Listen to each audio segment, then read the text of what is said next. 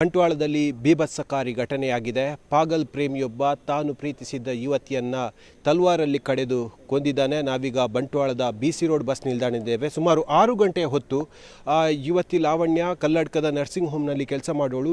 ಈ ಬಸ್ ಸ್ಟ್ಯಾಂಡ್ಗೆ ಬಂದು ಕಕ್ಕೆ ಪದವಿಗೆ ಹೋಗುವಂಥ ಈ ಬಸ್ಸಲ್ಲಿ ಕೂತ ಇದ್ಲು. ಅಲ್ಲಿಗೆ ಬಂದಂಥ ಆರೋಪಿ ಚೇತನ್ ಆಕೆಯ ಜೊತೆಗೆ ವಾಗ್ವಾದ ಆರಂಭಿಸಿದ್ದಾನೆ. ಆ ಬಳಿಕ ಅದು ಅತಿರೇಕಕ್ಕೆ ಹೋಗಿದೆ. ಬಳಿಕ ಕೆಳಭಾಗದಲ್ಲಿರುವಂಥ ಆತನ ಕಾರಲ್ಲಿ ಹೋಗಿ ವೆಪನನ್ನು ಅಂದರೆ ಆಯುಧವನ್ನು ತಂದಿದ್ದಾನೆ. ಆಮೇಲೆ ಭಯಭೀತಗೊಂಡಂಥ ಯುವತಿ ನೇರವಾಗಿ ಬಸ್ಸಿನಿಂದ ಇಳಿದು ಓಡಲು ಆರಂಭಿಸಿರುವಂಥದ್ದು. ಯುವತಿ ಈ ಬಸ್ಸಲ್ಲಿದ್ದು ಬಸ್ಸಿಂದ ನೇರವಾಗಿ ಓಡುವಾಗ ಆಕೆಯ ಚಪ್ಪಲನ್ನು ಕೂಡ ನೀವಿಲ್ಲಿ ಗಮನಿಸ್ತಿರ್ಬೋದು. ಸುಮಾರು ಘಟನಾ ಸ್ಥಳಕ್ಕೆ ಈ ಬಸ್ಸಿಂದ ಸುಮಾರು 20 ಮೀಟರ್ ಅಂತರ ಇದೆ. ಆಕೆಯ ಚಪ್ಪಲನ್ನು ಕೂಡ ಗಮನಿಸ್ಬೋದು. ಇನ್ನು ಮುಂದಕ್ಕೆ ಓಡಿದಂಥ ಸಂದರ್ಭದಲ್ಲಿ ನೇರವಾಗಿ ಆ ಭಾಗಕ್ಕೆ ವಿಜುವಲನ್ನು ತೋರಿಸ್ತಾ ಇದ್ದೀವಿ. ಸ್ವಲ್ಪ ಮುಂದಕ್ಕೆ ಹೋದಂಥ ಸಂದರ್ಭದಲ್ಲಿ ಯುವಕ ಅಟ್ಟಾಡಿಸ್ಕೊಂಡು ಬಂದಿಯಾನೆ. ಸುಮಾರು 20 ಮೀಟರ್ ದೂರ ಅಟ್ಟಾಡಿಸ್ಕೊಂಡು ಬಂದಿಯಾನೆ. ಆ ಬಳಿಕ ತಲ್ವಾರಲ್ಲಿ ಕಡಿದು ಕೊಲೆಯನ್ನು ಮಾಡಿರುವಂಥದ್ದು. ತಲೆಗೆ ಗಂಭೀರವಾಗಿ ಏಟು ಬಿದ್ದ ಕಾರಣಕ್ಕಾಗಿ ಯುವತಿ ಸಾವನ್ನಪ್ಪಿದ್ದಾಳೆ. ಆಸ್ಪತ್ರೆಗೆ ಸಾಗಿಸುವಂಥ ವೇಳೆಯಲ್ಲಿ ಯುವತಿ ಸಾವನ್ನಪ್ಪಿರುವಂಥದ್ದು. ಆರೋಪಿಯ ಹಿನ್ನೆಲೆಯನ್ನು ಗಮನಿಸ್ತಾ ಹೋದರೆ ಆತ ಚೇತನ್ ಅನ್ನೋದನ್ನು ಈಗಾಗಲೇ ಪೊಲೀಸರು ಸ್ಪಷ್ಟಪಡಿಸಿದ್ದಾರೆ.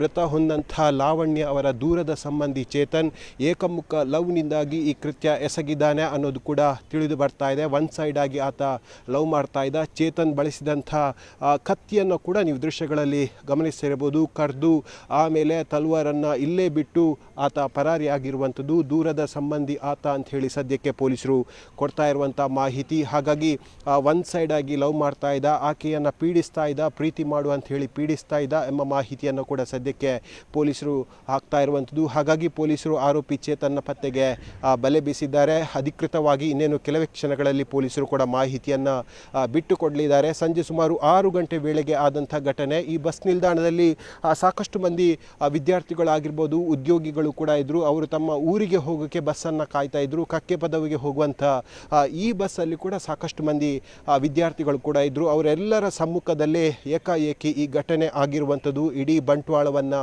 ಬೆಚ್ಚಿ ಬೀಳಿಸಿದೆ. ಸ್ಥಳಕ್ಕೆ ದಕ್ಷಿಣ ಕನ್ನಡ ಜಿಲ್ಲಾ ಪೊಲೀಸ್ ವರಿಷ್ಠಾಧಿಕಾರಿ ಅರುಣ್ ಕುಮಾರ್ ಭೇಟಿ ನೀಡಿದ್ದಾರೆ. IGP ಅಮಿತ್ ಸಿಂಗ್ ಕೂಡ ಭೇಟಿ ನೀಡಿದ್ದಾರೆ.